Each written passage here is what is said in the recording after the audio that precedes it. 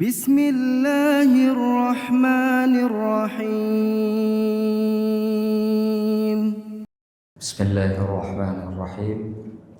Assalamualaikum warahmatullahi wabarakatuh. Alhamdulillah, assalatu wassalamu ala rasulillah wa ala alihi wa ashabihi wa man tabi'ah. Asyhadu an la ilaha illallah wahdahu la syarika lah wa asyhadu anna Muhammadan abduhu wa rasuluhu la nabiyya ba'dah. Allahumma salli wa sallim wa barik ala Muhammadin wa ala alihi wa ashabihi ajma'in. Rabbi shrah li sadri wa yassir li amri wahlul 'uqdatam min lisani yafqahu qawli, amma ba'd. Hadirin jamaah pengajian Ihya Ulumuddin yang kami hormati, alhamdulillah kita akan melanjutkan pembahasan kita terkait dengan tanda-tanda ulama akhirat. Pada pertemuan sebelumnya kita sudah membahas salah satu tanda dari ulama akhirat, yaitu orang-orang yang tidak memperjualbelikan ilmunya untuk kesenangan duniawi. Insyaallah malam ini kita akan membahas poin selanjutnya atau tanda yang lain daripada tanda-tanda ulama akhirat. Qala al-musannifu rahimahullah wa nafa'ana Allahu bi'ulumihi fid dharain amin. Berkata Imam Al-Ghazali rahimahullah, wa minha an yakuna mustaqsiyan 'anis salatin fala yadkhulu 'alaihimul battah. Orang-orang yang sangat menjaga dirinya untuk mendatangi para penguasa, dan mereka sekali-sekali tidak akan pernah datang kepada mereka atau memasuki tempat-tempat mereka madama yajidu ilal firari anhum sabila, selama mereka masih mendapati jalan untuk bisa pergi dari tempat-tempat kekuasaan.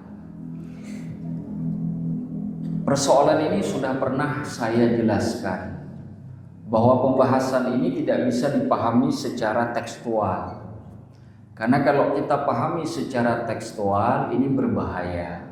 Katakanlah misalkan, apalagi di zaman teknologi saat ini, kita melihat di televisi, di media sosial, atau di majalah, atau di koran, tiba-tiba ada ulama salaman dengan penguasa, lantas dengan menjadikan tekstual atau teks yang kita baca ini untuk mengatakan itu ulama dunia.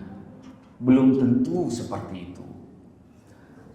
Yang dimaksud dengan ulama dunia dalam batasan tidak boleh mendatangi para penguasa, dia mendatangi para penguasa untuk urusan dunianya, untuk supaya bisa jadi orang kaya, kemudian juga bisa dapat jabatan. Jadi kalau ulama datang kepada penguasa untuk supaya dapat jabatan, itu ulama dunia sudah. Tinggalkan majelis ini, jangan datangi lagi.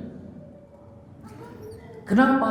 Karena para ulama mereka mengabdikan diri kepada umat dengan ilmunya, bukan dengan kekayaan dan kekuasaannya. Karena itu bukan sifat mereka. Tapi pembahasan ini belum boleh kita titik, karena akan menimbulkan masalah. Jika ada penguasa di kalangan para ulama dalam batasan memang ingin mengabdikan dirinya kepada umat melalui kekuasaan untuk supaya ilmunya bisa bermanfaat, maka itu dibolehkan, tidak haram. Mana dalilnya? Banyak sekali di kalangan para ulama dulu yang jadi qadhi. Salah satunya adalah murid Imam Hanafi yang bernama Abu Yusuf. Imam Hanafi itu mazhabnya itu dibawa oleh dua muridnya yang paling terkenal. Dan dua muridnya ini kemudian menjadi murid inti, murid utama. Yang pertama yaitu Abu Yusuf, yang kedua Muhammad bin Al-Hasan Asy-Syaibani. Yang nomor 2 ini gurunya Imam Asy-Syafi'i. Jadi sanadnya Imam Syafi'i kepada Imam Hanafi itu melalui murid langsung dari Imam Hanafi. 2 murid inilah yang kemudian membawa mazhab Imam Hanafi. Terkait dengan murid pertama Abu Yusuf, pada masa Harun ar-Rasyid, beliau menjadi qadhil qudat, hakimnya para hakim. Bahasa kita sekarang hakim agung namanya. Jadi nggak ada hakim yang lebih agung masa itu daripada beliau. Tapi tidak pernah ada satupun di kalangan umat ini yang berbicara negatif terhadap beliau. Padahal beliau qadhi, punya jabatan.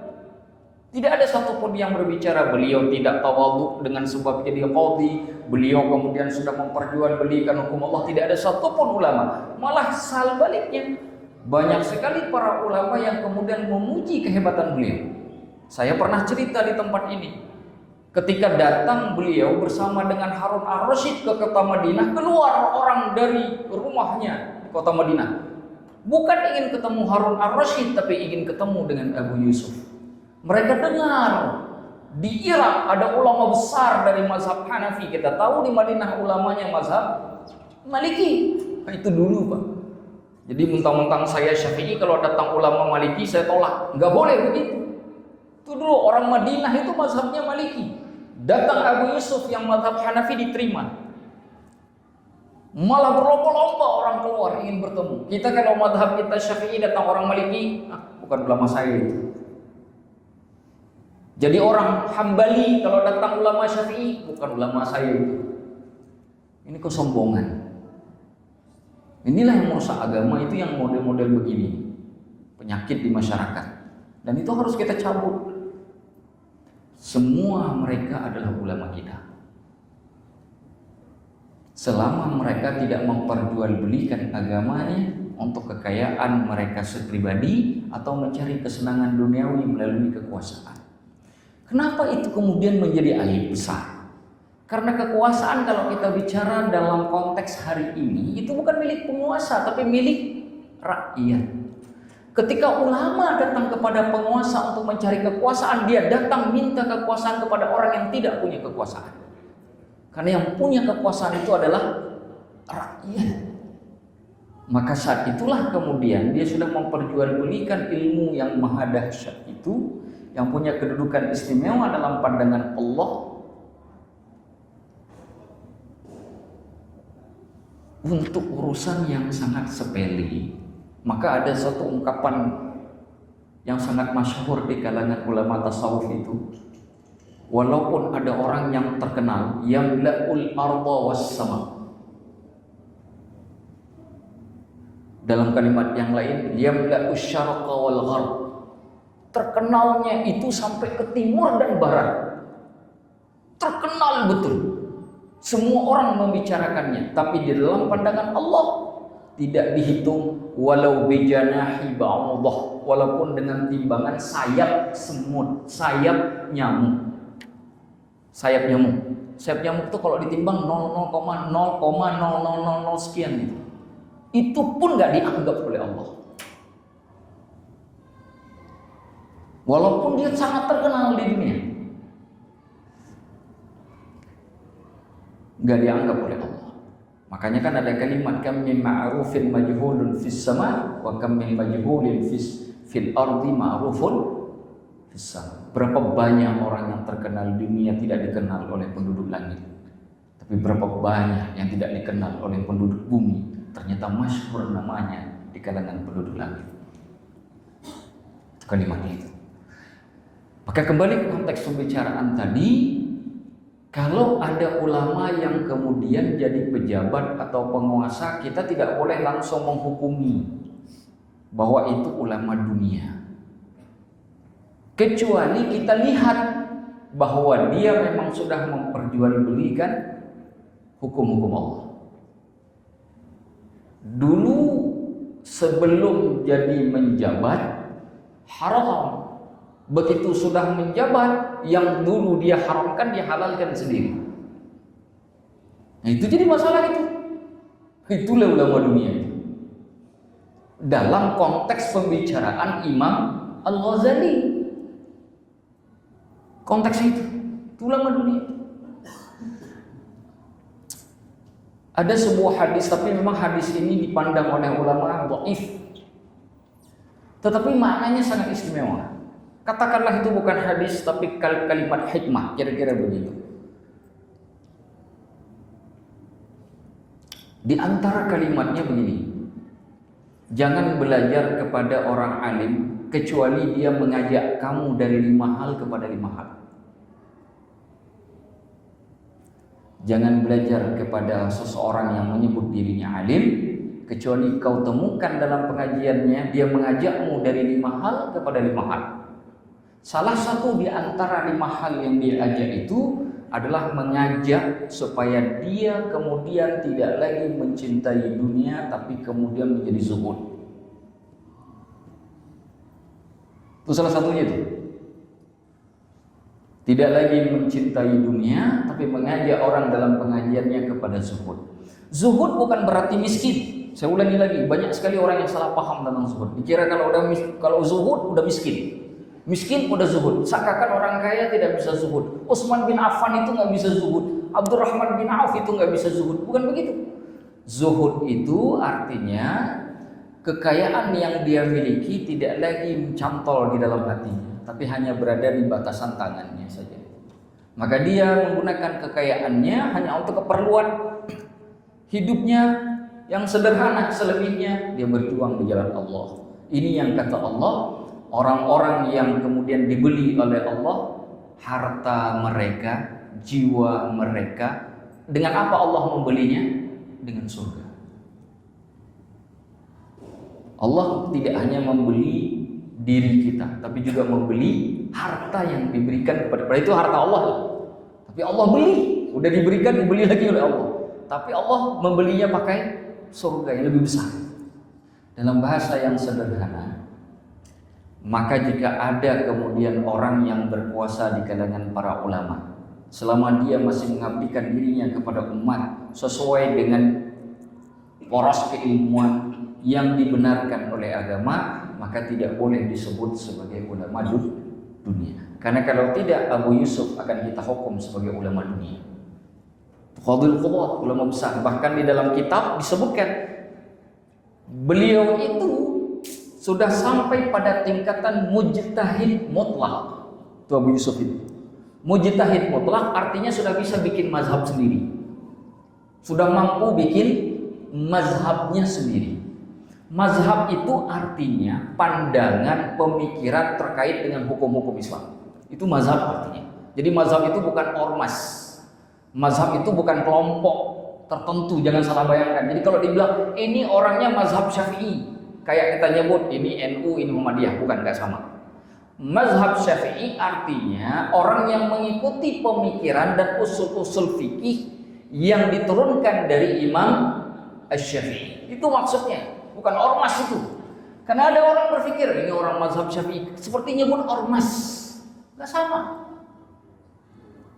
Makanya saya boleh bermazhab Syafi'i tapi nggak perlu daftar ke Kementerian Dalam Negeri karena bukan ormas. Tapi begitu saya bikin organisasi, saya harus daftar ke Kementerian Dalam Negeri. Kan begitu kan?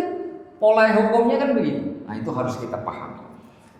Nah, dalam konteks ini, tapi kalau misalkan ada ulama dari sejak kampanye udah kampanye ngejelek-jelekin lawannya, itu mesti nyari jabatan, mesti nyari kekuasaan.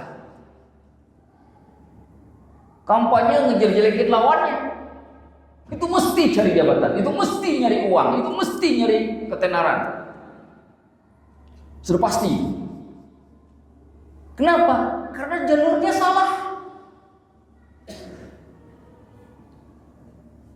Dia yang harusnya memperbaiki orang yang menyalahkan orang lain, malah justru dia sendiri yang terlibat dalam kondisi seperti itu, kan jadi salah. Nah, itu yang begitu-begitu sudah keluar dari bab ini. Jadi bukanlah yang dimaksud datang kepada pintu-pintu kekuasaan itu artinya tidak boleh secara mutlak tetapi maknanya adalah mencari kesenangan duniawi. Kadang-kala kan ada ulama datang kepada penguasa itu bukannya untuk mencari kesenangan, malah justru untuk nasihatin para ulama. Nah itu banyak sekali kisahnya. Bapak boleh baca kitab Syiar A'lamin Nubala karangan Imam Adz-Dzahabi, kitabnya Tahdzibul Kamal karangan Imam Al-Hafidz Al-Mizzi, kitab Tarikh Dimashq karangan Ibnu Asakir, atau Tarikh Baghdad karangan Al-Khatib Al-Baghdadi. Itu banyak kita temukan kisah-kisah seperti itu, cerita-cerita yang seperti itu. Ulama kadang-kadang dipanggil, datang dan dinasihatin penguasanya oleh mereka. Nah, itu seperti itu. Wallahu a'lamu bishawab. Nah, pertanyaannya kenapa dilarang? Bagi yang tidak punya kepentingan, kenapa dilarang? Salah satu alasan kenapa dilarang untuk mendatangi, karena itu bisa menimbulkan fitnah. Fitnahnya ada dua. Kalau penguasanya salah, lalu kemudian dia menasihati penguasa tersebut dan penguasanya marah, dia bisa saja dikriminalisasi, maka pada saat itu dia akan terjadi fitnah dunia pada ulama, orang alim tersebut. Sebaliknya, kalau dia ingin menjaga perasaan penguasa dengan tidak mau menasihatinya biar tidak marah, maka dia sudah terkena fitnah akhirat. Dia maju kena, mundur kena. Tetapi dalam kondisi yang sangat sulit, dia wajib untuk menasihati penguasa tanpa mencari apapun kecuali ridho Allah. Nah, itu sebabnya ada kalimat begini disebutkan oleh Imam Al-Ghazali di sini, hadis yang diriwayatkan oleh Abu Dawud, Imam An-Nasa'i, Ibnu Majah dari Ibnu Abbas, bahkan diriwayatkan juga oleh Imam At-Tirmidzi. Hadis ini dihasankan oleh Imam At-Tirmidzi, disebut sebagai hadis hasan. Katanya, man sakanal badiyah jafa. Orang yang tinggal di pegunungan, di pedalaman itu perawakan karakternya keras. Keras karakternya. Orang-orang suku Baduy itu karakternya keras-keras.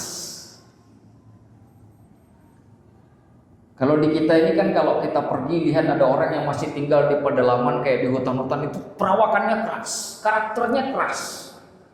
Memang begitu. Wa man ittaba'a as-sayda ghafal. Orang yang sering membiasakan diri dengan berburu atau hidupnya cuma berburu saja kerjaannya, ghafal, pasti lalai. Saban hari mancing ke laut, lalai. Bukan gak boleh, boleh, tapi gak boleh setiap waktu, karena bisa jadi karakter, membentuk karakter, nanti jadi lalai. Kenapa? Karena ini perbuatan yang gak akan bisa sebentar. Gak ada orang berburu rusa itu dalam waktu 30 menit itu gak ada. Saya lihat di kampung saya, orang tuh kalau berburu rusa tuh ke atas hutan, ke atas sana ke gunung, itu perginya bisa 2-3 hari. Berangkat tuh satu rombongan 10-20 orang, begitu bawa pulang nanti turun sama 2 atau 3 rusa. Bawa turun tuh 2 sampai dengan 3 rusa. Tapi berangkatnya berapa hari? 3 hari. Bawa perlengkapan, bawa makanan segala macam. Kapan ngajinya?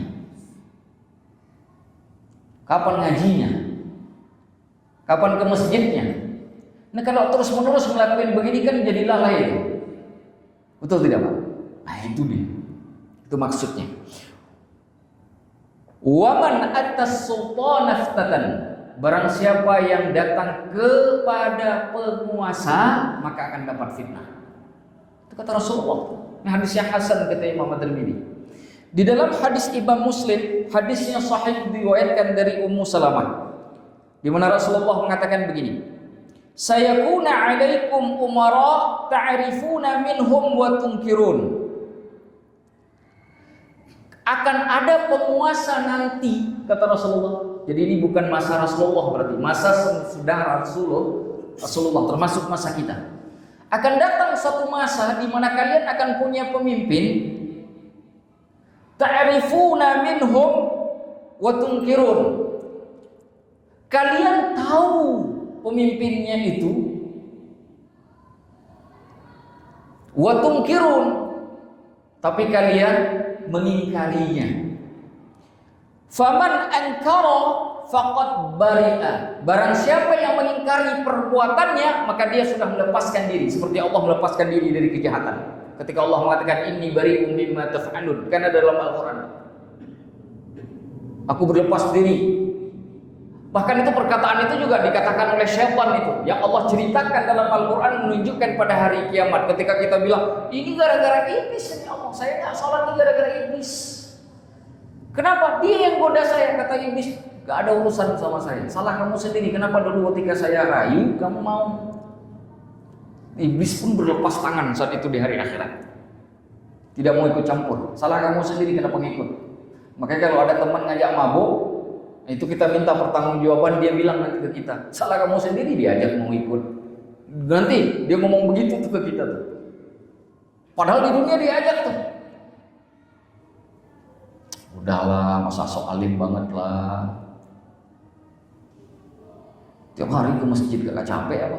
Kan ada misalkan ada kalimat-kalimat begitu kan. Nanti kita minta pertanggungjawaban di akhirat, jawabannya begitu tuh. Nggak ada urusan sama saya, salah kamu sendiri, kenapa mau? Semudah itu dia ngomong begitu. Itu bahasa iblis. Di akhirat itu bahasa iblis yang begitu. Nah, ada nanti kata Rasulullah para penguasa yang dia tuh melakukan keburukan. Barang siapa yang mengingkarinya, maka dia telah berlepas tangan. Faman kariha faqad salim. Barang siapa yang membenci apa dia kerjakan, maka dia selamat.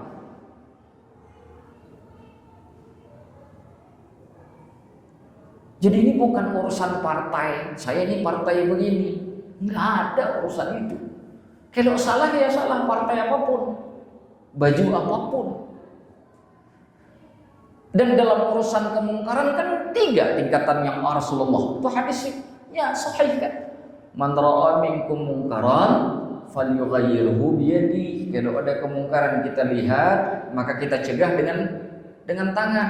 Tapi saya nggak sanggup Ustaz, saya orang lemah, saya nggak punya kekuasaan, saya nggak bisa cegah dengan tangan. Fabilisani, nasihat itu dengan lidah. Saya juga nggak bisa nasihatin dengan lidah, ilmu saya nggak cukup. Fabiqalbi, harus ada benci dengan hati. Ini yang dimaksud faman kariha salim. Barang siapa yang benci, maka dia menjadi selamat. Walakin man radiya wa taba'ah, akan tetapi barang siapa yang kemudian ridho, bahkan ikut kepada pemimpin yang salah seperti itu, ab'adahu Allah Ta'ala, Allah pasti akan membuat dia jauh dari dirinya. Ini nggak main-main ternyata. Jadi kalau ada orang bilang nggak usah bawa-bawa agama dalam urusan masuk tempat pencoblosan suara, nih dalilnya nih. Ini dalilnya, hadisnya sahih. Maka bagi muslim ketika masuk TPS, Allah itu jadi saksi itu. Jangan kira nggak dihisap oleh Allah. Ini dalilnya nih. Kan banyak tuh, ada orang bilang nggak usah bawa agama karena urusan pemilu, ya kan? Nih dalilnya. Dan saya tidak ada urusan dengan siapapun yang berkuasa. Saya hanya cerita masalah hadis Nabi. Nih dalil. Tapi pertanyaan para sahabat kemudian, karena para sahabat bilang, oke, kami paham. Kalau ada pemimpin melakukan kesalahan, kita harus tidak boleh setuju. Kita tidak harus membencinya. Karena Allah membenci kesalahan. Gak boleh ikut. Tapi apa boleh saya makar? Makar itu saya jatuhkan untuk pemimpin. Ya kan? Boleh gak? Nah disebutkan di sini. Ternyata hadisnya tidak berhenti. Qila, lalu ditanya kepada Rasulullah, afala nuqatiluhum ya Rasulullah, apa kami tidak boleh memerangi pemimpin-pemimpin seperti itu? Kami perangi langsung. Kata Rasulullah, la, tidak boleh. Ma sallu, selama mereka masih salat. Tidak boleh diperangi selama mereka masih salat. Di dalam kitab Fathul Bari yang ditulis oleh Al-Hafidh Ibnu Hajar Al-Asqalani, ketika menjelaskan hadis tentang ini, beliau mengatakan begini: jika kamu salah memilih pemimpin dan dia masih sholat, maka kamu diperintahkan untuk sabar saat itu. Tapi jika bisa menghilangkan fitnah tersebut tanpa datang fitnah yang lebih besar, maka hukumnya wajib. Tapi jika datang mudarat yang lebih besar, kita turunin pejabat, pecah. Kan sekarang bisa jadi begitu kan? Sebelah sini ada pengikut, pecah. Terjadi pendarahan. Maka pada saat itu yang wajib adalah sabar. Karena kenapa? Dalam hukum fikih ada kaidah akhafud dhararain. Jika ada dua mudarat yang besar, dua mudarat yang besar, dilakukan nggak dilakukan, mudarat apa dulu kalau istilah anak muda dulu tuh buah simalakama katanya. Buah simalakama itu apa? Kalau dimakan bapaknya mati, nggak dimakan ibunya mati. Ini kan jadi masalah ini. Dulu ini cerita, bukan berarti benar ya. Ada dua mudarat dalam hukum fikih. Kalau ada dua mudarat, pilih mudarat yang paling kecil, yang paling ringan. Kalau kita sudah nggak bisa menghindari dua-duanya, salah satu pasti kena. Maka ketika tidak bisa dihindari, pilih yang paling ringan. Itu yang disebut dengan akhafud dhararain. Seperti itu. Jadi tidak boleh. Oh ini pejabatnya begini, gulingkan. Nggak boleh. Kenapa tidak dibolehkan? Akan menimbulkan fitnah yang lebih besar. Chaos. Orang bisa berdarah-darah. Orang nanti bisa bunuh-bunuhan. Nah itu chaos itu akan menimbulkan mudarat yang lebih besar. Bahkan fitnahnya pada jiwa. Nah disitulah pentingnya para ulama kemudian untuk tampil menasihati para penguasa. Makanya ada kalimat begini, sebaik-baik ulama yang tidak pernah datang ke pintu penguasa, sebaik-baik penguasa yang selalu hadir di pintu ulama. Saudaranya, sebaik-baik ulama yang tidak pernah mendatangi pintu penguasa, sedangkan sebaik-baik penguasa yang selalu datang ke pintu ulama. Maksudnya apa? Sebaik-baik ulama yang tidak pernah mengabdikan ilmunya kepada kekuasaan hanya demi kepentingan duniawi, sedangkan sebaik-baik penguasa adalah orang yang selalu datang ke pintu ulama yang selalu mencari nasihatnya. Maka kata Imam Al-Qurtubi nulis kitab namanya At-Tadhkirah bi Ahwalil Mauta wa Umuril Akhirah, peringatan tentang keadaan orang mati dan kondisi-kondisi nanti dari akhirat. Kata Imam Al-Qurtubi, salah satu fitnah yang akan terjadi di akhir zaman ketika suara ulama tidak lagi didengar oleh penguasa. Nasihat para ulama tidak lagi mau diterima oleh para penguasa. Saat itu terjadi, maka timbul fitnah. Apa yang akan terjadi jika fitnah itu muncul? Timbul masalah dalam sosial. Timbul masalah dalam sosial. Maka jangan heran hari ini. Loh sekarang kita mengerikan Pak. Hakim ditangkap. Hakim kan tugasnya nyidang orang yang ditangkap. Nah sekarang hakim harus dihakimi. Apa alasannya? Dulu malah hakim tertinggi, hakim konstitusi ditangkap gara-gara kasus korupsi. Inna lillahi wa inna ilaihi raji'un. Kalau ini terjadi, maka timbul masalah.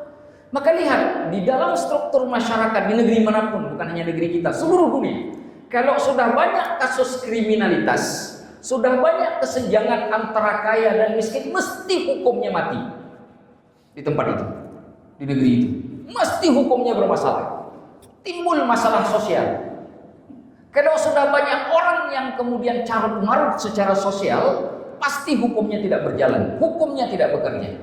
Dalam bahasa yang lain, negeri tersebut berubah dari negeri hukum menjadi negeri mafia. Meksiko, lihat itu Meksiko. Siapa penguasanya? Kartel narkoba penguasanya. Itu kan artinya hukum nggak jalan gitu. Kalau sekelas kartel, di kita sekarang ada lagi. Bahasanya semua kita tahu. Disebut dengan naga. Bukan seekor, 9 ekor lagi.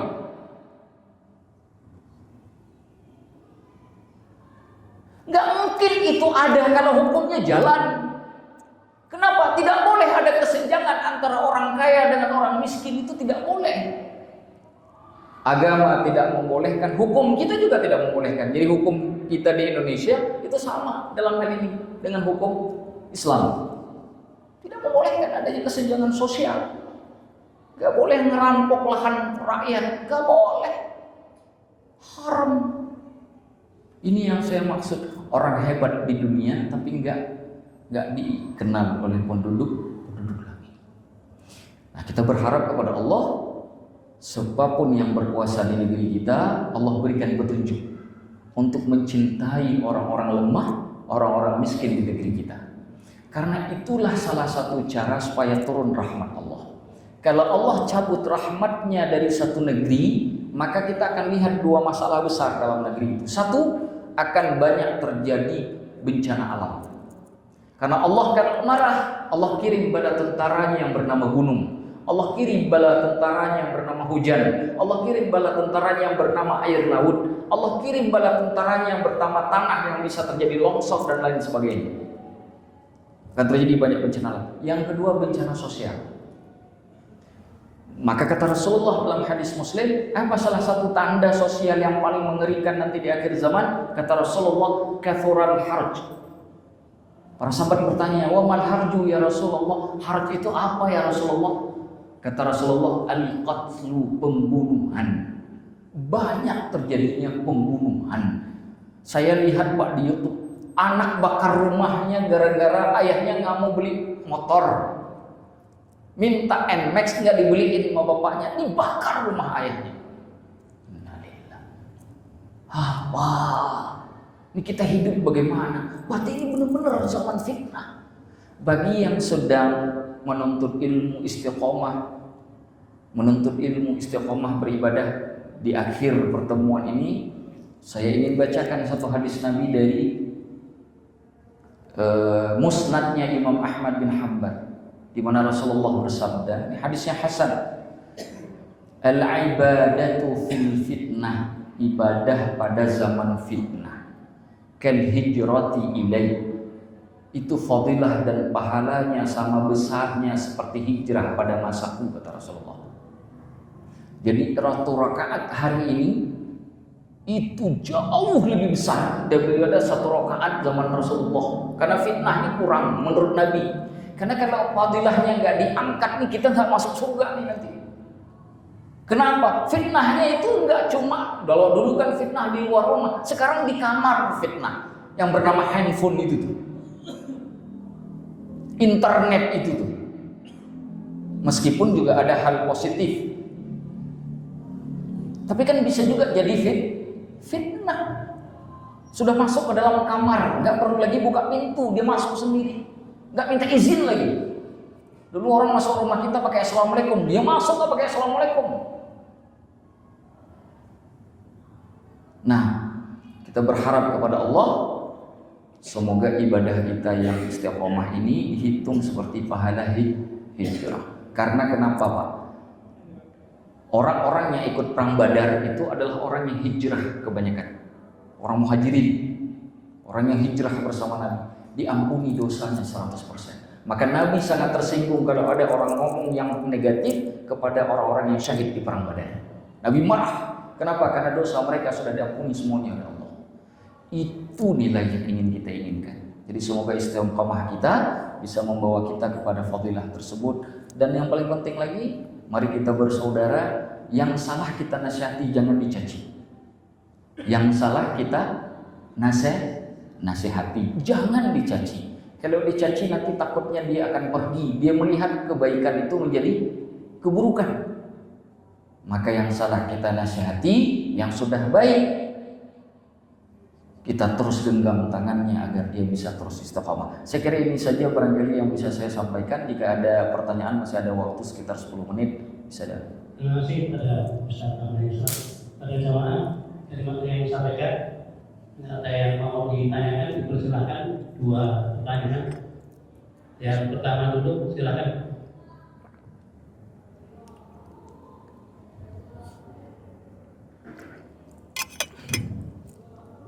Ada yang bertanya?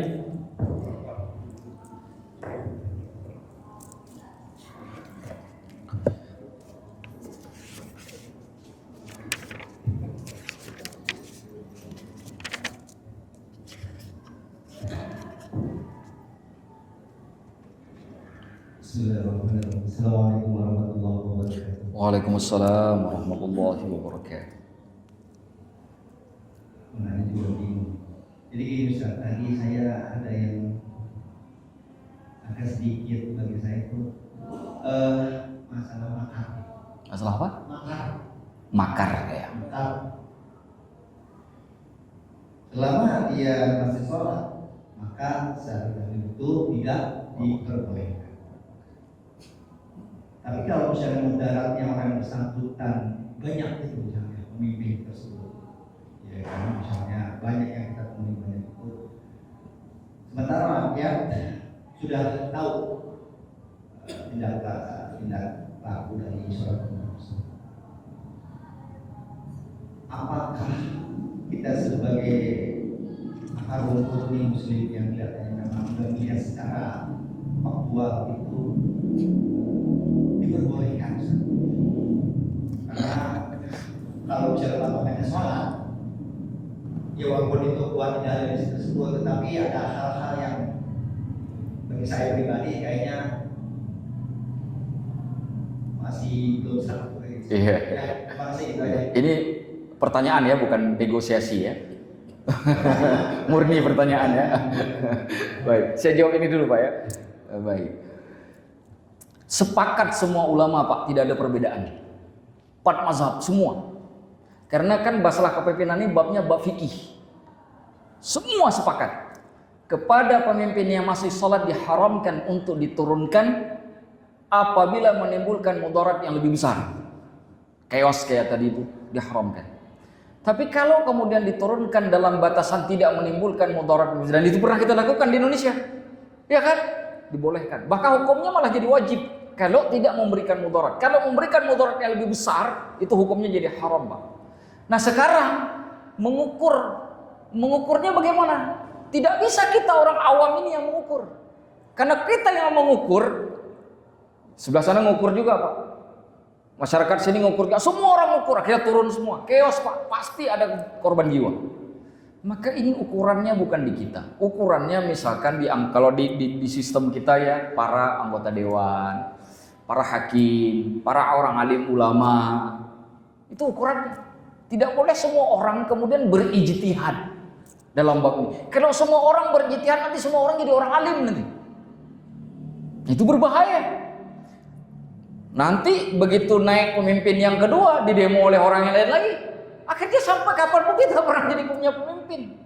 Makanya paling penting yang harus diingatkan kepada rakyat kita, pada setiap 5 tahun sekali, jangan pilih pemimpin gara-gara 100.000 di dalam amplop. Itu yang harus terus-menerus disuarakan. Saya lihat Pak dengan mata kepala sendiri, saya lihat. Habis nyoblos buka amplop di depan orang Pak. Saya lihat langsung. Kalau negeri ini hancur, itu salah satu penyebabnya. Orang yang mengambil amplop itu juga sudah berinvestasi kepada kehancuran negeri ini. Jadi yang salah bukan hanya pemimpin saja, Pak. Kita juga punya andil. Itu sebabnya kenapa makar nggak boleh dilakukan. Allah mustahil ngasih Umar bin Khattab kepada orang salah. Tapi Allah mustahil ngasih Abu Jahal jadi pemimpin orang baik. Gitu loh logika sederhananya Pak. Makanya saya sering bilang begini, di satu masyarakat kalau datang ulama sama umarok, tapi yang paling disenangi pemimpinnya bukan ulamanya, maka di situ sudah jadi timbul masalah. Coba lihat sekarang, penguasa kalau datang turun ke masyarakat tuh disambut, diciumin, diselfie, diciumin tangannya lagi. Begitu datang orang ulama nggak ada yang nyambut, kosong tuh masjid. Betul nggak Pak? Jadi masalahnya dari akar bawah sudah terjadi hari ini. Bukan hanya dari atas, dari bawah juga punya masalah. Semua harus kita perbaiki. Yang di bawah kita harus ngajarin. Makanya dakwah nggak boleh berhenti. Kita berharap para ulama kita untuk tingkat atas itu suruh menasehati. Sekarang kita punya presiden namanya Pak Prabowo. Semoga para ulama kita menasihati beliau kalau beliau ini Pak keliru. Misalkan begitu. Kita berharapnya seperti itu. Sehingga nggak perlu. Kalau nurunin presiden terus, presiden satu diturunin, presiden kedua ada siapa yang menjamin itu nggak diturunin oleh orang yang nggak suka? Karena kan sekarang basisnya di sini ada massa, di sini ada massa.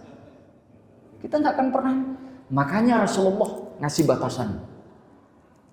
Ketika para sahabat bertanya, afala nuqatiluhum, apakah boleh kami memerangi mereka orang-orang seperti itu ya Rasulullah? Dengan tegas Rasulullah bilang, la ma sallu, enggak boleh selama masih sholat. Maka kata para ulama fikih, nanti Bapak kapan-kapan kalau saya punya bawa kitabnya, kita baca, ditulis dalam kitab Fathul Bari. Fathul Bari itu kitab yang ditulis oleh Al-Hafidz Ibnu Hajar Al-Asqalani yang merupakan syarah dari kitab Sahih Bukhari. Kitab Sahih Bukhari, hadis-hadis Sahih Bukhari itu kitab syarah yang paling utama dan paling komplit, paling istimewa itu kitab Fathul Bari. Itu kitab yang paling hebat. Bahkan Imam Asy-Syaukani ketika diminta untuk menulis kitab syarah Sahih Bukhari, kata beliau, sudah ada yang menulisnya dengan lebih sempurna. Beliau merujuk ke kitab Fathul Bari-nya Al-Hafidz Ibnu Hajar Al-Asqalani. Disebutkan di situ, sepakat para ulama Pak. Kalau menimbulkan mudarat lebih besar, disuruh sabar. Maka biar sabarnya nggak usah 5 tahun. Gitu loh kira-kira. Ini sabar setiap 5 tahun sabar. Nanti begitu udah 5 tahun sabar lagi 5 tahun kemudian. Kenapa? Berarti setiap 5 tahun kita salah terus milih pemimpin. Kan gitu. Biar nggak sabar terus, maka pilihlah pemimpin pada saat hak konstitusi itu sudah diberikan oleh undang-undang. Gunakan itu dengan baik. Pilih pemimpin jangan atas dasar dia partai saya, tapi bermanfaat nggak buat agama, dunia dan akhirat saya. Itu ukuran Muslim itu begitu. Saya bicara dalam kapasitas orang Muslim. Wallahu a'lamu bishawab. Semoga bisa dipahami Pak. Alhamdulillah. 2 menit lagi kita cukupkan ya. Kita cukupkan. Apa yang dimuliakan oleh Allah. Insya Allah materi ini masih kita lanjutkan minggu depan. Jadi ini belum berakhir, kita belum baca hadis-hadis Nabi, belum kita baca juga beberapa perkataan para ulama. Insya Allah supaya pembahasan kita bisa semakin sempurna. Saya ulangi sedikit lagi sebelum saya akhiri, karena nanti setelah sholat Isya kita tidak ada lagi majelis. Ingat ketika kita melihat ada ulama ketemu dengan umara, jangan sekali-kali langsung menjadikan teks yang kita baca ini untuk menghukumi mereka sebagai ulama dunia. Kita harus tahu motifnya. Tapi kalau motifnya sudah kekuasaan, kekayaan, maka itu sudah disebut dengan ulama dunia. Atau dalam bahasa yang lain disebut dengan ulama su. Tapi kalau beliau datang, misalkan diminta datang untuk diminta nasihat oleh pemimpin, dan beliau datang dalam rangka untuk ngasih nasihat, maka dalam posisi seperti itu beliau tidaklah masuk dalam pembahasan kita terkait dengan tanda-tanda ulama dunia. Tapi beliau masih batasannya sebagai ulama akhirat, masih menggunakan ilmunya untuk menyebarkan kebaikan, baik kepada umat maupun kepada para pemimpin. Saya ulangi lagi perkataan tadi, sebaik-baik pemimpin yang mendatangi pintu para ulama, dan sebaik-baik ulama yang menghindari dirinya untuk mendatangi pintu kekuasaan. Wallahu a'lamu bissawab. Semoga bisa dipahami. Sebelum kita akhiri dan kita tutup, mari kita pasang niat supaya majelis ini diberi barakah oleh Allah Subhanahu wa taala, diturunkannya rahmat oleh Allah Subhanahu wa taala, dan diampuni segala dosa kita. Kemudian jika Allah takdirkan suatu hari nanti kita meninggal, kita bisa meninggal dalam kondisi husnul khatimah. Ala hadhihi niyyah wa kulli niyatin salihah. Al-Fatihah. A'udzubillahi minasyaitonir rajim. Bismillahirrahmanirrahim. Alhamdulillahirabbil alamin. Arrahmanir rahim. Maliki yaumiddin. Iyyaka na'budu wa iyyaka nasta'in. Ihdinas siratal mustaqim. Siratal ladzina an'amta 'alaihim ghairil maghdubi 'alaihim waladdallin. Saya akhiri sampai di sini. Hadanallahu wa iyyakum ajma'in. Qulu qawli hadza wa astaghfirullahal azim. Wassalamualaikum warahmatullahi wabarakatuh. فبأي آلاء ربكما تكذبان